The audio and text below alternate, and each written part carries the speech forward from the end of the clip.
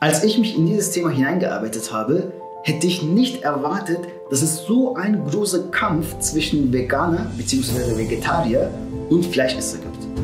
Aber wieso ist denn eigentlich die Auseinandersetzung so groß? In diesem Video werden wir auf die Argumente von beiden Seiten eingehen und am Ende werde ich wagen, diese Sache aus islamischer Sicht auszuwerten und eine Lösung vorzuschlagen. Bevor wir starten, habe ich aber eine sehr wichtige Bitte an dich. Und zwar nicht, dass du bitte auf den Like-Button und falls noch nicht auch auf den Abo-Button drückst, sondern das ist sogar noch wichtiger als diese Bitte.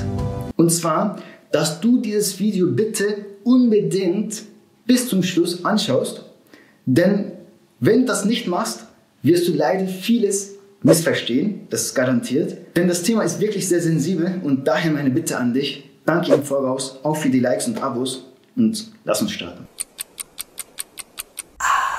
Um das Video überschaubar zu halten, werde ich die Argumente von Veganismus und Vegetarismus zusammenbündeln, aber beide Seiten sind in diesem Video auf jeden Fall angesprochen. Argumente für Veganismus und Vegetarismus, die einen religiösen oder kulturellen Hintergrund haben, sind außerhalb unseres Themas und deshalb werde ich sie überspringen. Auch das Argument, dass aufgrund Mitgefühl oder Liebe auf Fleischkonsum verzichtet werden soll, überspringe ich. Denn ich denke, dass unser Herr, der der ganzen Welt Leben schenkt und ihren Herzen Barmherzigkeit gibt, natürlich viel barmherziger ist als wir selber. Und hierzu haben wir auch ein Video gemacht, ob Zuchttiere, während sie geschlachtet werden, Schmerz fühlen oder nicht. Dieses Video kannst du oben, wenn du auf das i klickst, gerne angucken. Kommen wir nun zu den Pro-Argumenten, wieso man Veganer oder Vegetarier sein soll.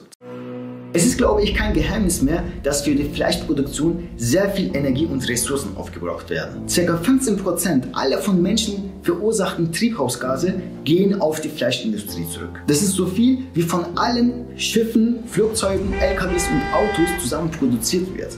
Es wird geschätzt, dass mit den Nahrungen, die an Zuchttieren gegeben werden, sich ca. 3,5 Milliarden Menschen ernähren könnten. Das zeigt, wie ungleich unser Ernährungssystem ist. Denn das Getreide, das an arme Menschen als Nahrung dienen könnte, wird an Tiere verschwendet und zwar deshalb, damit Menschen mit Wohlstand sie aufessen können. Und darüber hinaus steigen die Preise für diese Getreide aufgrund der Tierindustrie und was passiert? Die Hungerkrise in der Welt verschärft sich. Und es werden Wälder und Lebensräume von Wildtieren von der Tierindustrie abgeschlachtet und als Folge müssen wir dann Menschen mit der globalen Erwärmung kämpfen. Und jetzt kommt das, was mich am meisten geschockt hat. Für die Produktion von 1 Kilogramm Rindfleisch werden bis zu 15.500 Liter Wasser benötigt. Mit dieser Wassermenge könnte man ein Jahr lang täglich duschen. Auch bei der Produktion von Milch sieht die Sache wahnsinnig aus. Während für 1 Liter Kuhmilch durchschnittlich 1050 Liter Wasser benötigt wird, sind es beim Sojadrink nur 297 Liter. Jetzt kommen wir zum zweiten Pro-Argument. Was alles in Massentierhaltungsbetrieben und in industriellen Höfen abgeht und wie die Zuchttiere dort behandelt werden, kann sich mal jeder selbst im Internet oder auf YouTube mal erkundigen. Es ist einfach grausam, wie die Tiere dort behandelt werden. Wie Schweine in fensterlosen Ställen gehalten werden und dass sie gar keine Sonne sehen können. Bei Kühen beispielsweise, wie sie ständig gezwungen werden, sich fortzupflanzen, um die Milchproduktion am Laufen zu halten, aber dann gleich nach der Geburt von ihren Kälbern getrennt werden. Und vor allem die Hühner. Sie werden in der Massentierhaltung am meisten gefoltert. Damit sie an einem Tag zweimal Eier legen, wird ihnen in 24 Stunden zweimal Licht, also zweimal Tag und zweimal Nacht eingetäuscht. Da die Hühner durch den ständig ausgeübten Druck aggressiv werden und sich gegenseitig angreifen, werden ihre Schnäbel und Krallen gekürzt. Männliche Küken werden schon Minuten nach ihrem Schlüpfen vergast oder geschreddert, weil sie keine Eier legen und sich für die Fleischproduktion nicht eignen. Einige 100 Millionen Küken werden jedes Jahr auf diese Art getötet. Es gibt sogar eine Firma, den Namen sage ich jetzt nicht, sie haben mit der Genetik der Hühner gespielt und ihre Hühner haben 3 Flügel. Und wieso? Klar, damit sie 50% mehr Umsatz machen können. Es gibt noch eine wichtige Sache, was den armen Hühnern gemacht wird, aber das spreche ich beim dritten Argument an. Aufgrund der Massentierhaltung ist es heutzutage sehr schwer, gesundes Fleisch zu finden. Beispielsweise werden den Hühnern Östrogenhormone gegeben, damit sie schneller wachsen und reifer werden. Welche drastischen Folgen es hat, wenn Männer mehr weibliche Hormone haben und Frauen mehr weibliche Hormone haben. Das könnt ihr vielleicht auch selber vorstellen. Wenn nicht, dann könnt ihr gerne nach dem Video mal kurz darüber googeln. Das andere, was generell allen Zuchttieren in der Massentierhaltung gegeben wird, ist das Antibiotikum, damit sie nicht krank werden. Aber was passiert, wenn wir Menschen diese Tiere essen? Ganz einfach, wir werden antibiotikaresistent. Welche zig andere Medikamente den Zuchttieren gegeben wird, kannst du vielleicht gerne in die Kommentare schreiben. Diese zwei dienen nur als Beispiel und jetzt geht's mit dem vierten Argument weiter. Obwohl viele Fleischmarken behaupten, dass sie 100% Halal-Fleisch anbieten, habe ich an ganz wenige Vertrauen davon. Wieso? Das hat viele Gründe. Erstens, fast alle Fleischunternehmen sind mit finanzieller Motivation gegründet worden und nicht mit religiöser Motivation. Zweitens, da es bei der Halal-Fleischproduktion keine staatlichen Kontrollen und Sanktionen gibt, fühlen sich viele Fleischunternehmen nicht gezwungen, die Halal-Produktion ständig fortzuführen. Heißt, manche produzieren nur am Anfang Halal, bis sie eine Vielzahl von Kunden erreichen. Später lassen sie nach und konzentrieren sich dann nur noch auf ihre Umsätze. Drittens, viele Fleischhersteller sind nicht transparent. Man kann meistens nicht 100% sicher sein, ob sie wirklich Halal-Schichtung durchführen oder nicht. Gibt es hierzu Ausnahmen? Ja, aber sehr wenige. Eines davon werde ich dann später im Video mal kurz erwähnen. Wo wir jetzt diese Pro-Argumente aufgezählt haben, denken wir vielleicht, als ein Muslim gibt es dann keinen Ausweg mehr, Vegetarier oder vegan zu sein, wenn man das alles schon weiß, oder? Ich würde nicht so voreilig sein, denn es gibt auch sehr viele, oder ich sage mal einige Kontraargumente seitens der Gläubigen gegen Vegetarismus und Veganismus. Jetzt schauen wir uns diese mal an. Das erste Kontraargument ist, dass es in der Natur des Menschen liegt, Fleisch zu essen.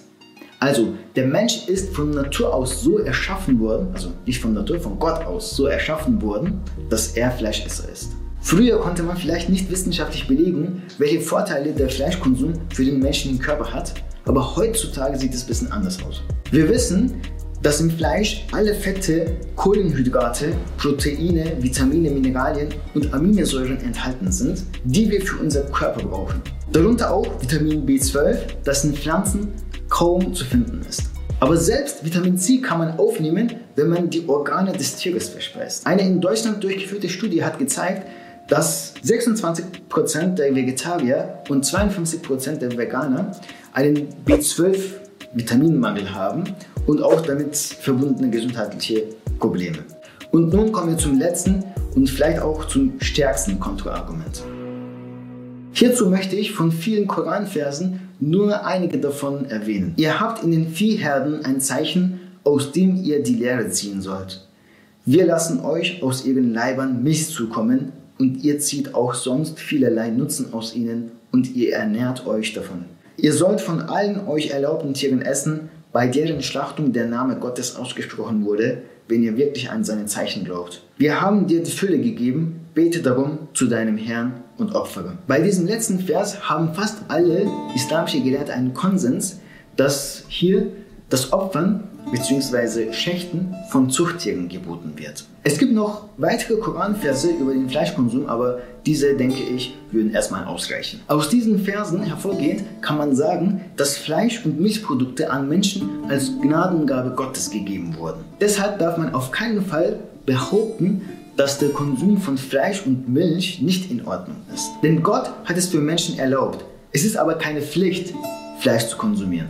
Man kann, man muss aber nicht. Hier müssen wir aber beachten, dass das Opfern von Tieren in Annäherungsfest schon Pflicht ist, wobei manche wenige Gelehrte auch der Meinung sind, dass es Sunna ist. Doch wie sieht die Sache im Leben des geliebten Propheten Mohammed aus? Friede und Segen sei auf ihn. Einst kamen seine Gefährten zu ihm und sagten, dass sie sich beschlossen haben, sich von vielen weltlichen Dingen abzuwenden. Wie, dass sie jeden Tag fasten werden, sich von ihren Frauen fernhalten werden und dass sie nicht mehr Fleisch und Fett konsumieren werden. Aber der Prophet hatte sowas nicht richtig gefunden und sagte, das ist mir nicht befohlen worden.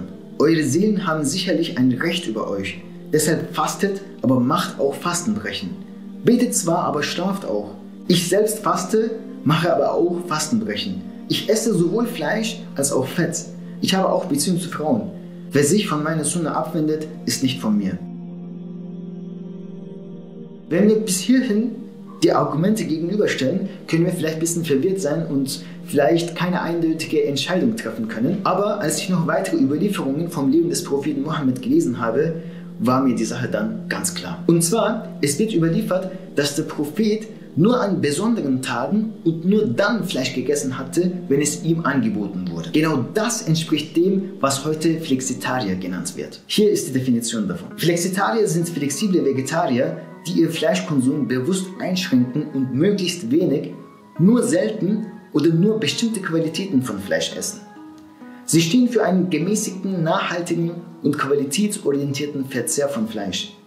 Auch das Tierwohl, Umweltaspekte und ein verstärktes Gesundheitsbewusstsein spielen bei der Wahl dieser Ernährungsform eine Rolle. Ich habe nirgendwo gelesen oder gehört, dass der Prophet Flexitarier war, vielleicht auch deshalb, weil der Begriff sehr neu ist. Aber ich denke, dass es nicht falsch wäre, so etwas zu behaupten. Denn wie bei jeder Sache war der Prophet auch beim Fleischkonsum auf dem goldenen Mittelweg. Und so habe ich mich entschieden, auch selbst Flexitarier zu werden. Also ich versuche, so wenig wie möglich Fleischprodukte zu essen. Fast immer nur dann, wenn es mir angeboten wird und an besonderen Tagen. Und auch nur dann, wenn ich mir sicher bin, dass das Fleisch wirklich halal ist. Das heißt, an ganz wenigen Orten und von ganz wenigen Marken. Ich zum Beispiel bin ein Fan von einer bestimmten Fleischmarke. Den Namen sage ich jetzt nicht, aber wenn ihr mich persönlich fragt, privat oder per E-Mail, dann würde ich gerne antworten. Das ist eine Fleischmarke, die nicht mit einer finanziellen Motivation gegründet wurde, sondern mit einer religiösen Motivation. Und das ist auch sehr entscheidend für mich. Ihre Mission ist, den Muslimen immer reines Halal anzubieten, was auch gleichzeitig natürlich ist. Heißt, dass ihre Zuchttiere nicht in der Massentierhaltung gezüchtet werden, sondern frei auf der Weide. Sie sind sogar so transparent, dass man ihre Schlachthöfe und Farmen jederzeit besuchen darf. Noch dazu haben sie eine einzigartige Eigenschaft, nämlich alle Schichtungen ihrer Zuchttiere werden mit der Kamera gefilmt und bei jedem verkauften Fleischprodukt gibt es einen QR-Code, wo man das Schächtungsvideo sich anschauen kann und sich vergewissern kann, dass es wirklich auf halale Art und Weise geschächtet wurde. Kommen wir jetzt aber wieder zum Propheten Mohammed zurück. Friede und Segen sei auf ihn. Ich kann mir nicht vorstellen, dass der Gesandte Gottes den ökologischen Faktor ignorieren würde, wie leider heutzutage viele Muslime das machen. Und ich denke nicht, dass er diese Foltereien in der Massentierhaltung akzeptieren würde. Es wird überliefert, dass der Prophet einen Mann kritisierte, weil er vor den Augen des Tieres sein Messer geschärft hatte vor dem Schlachten.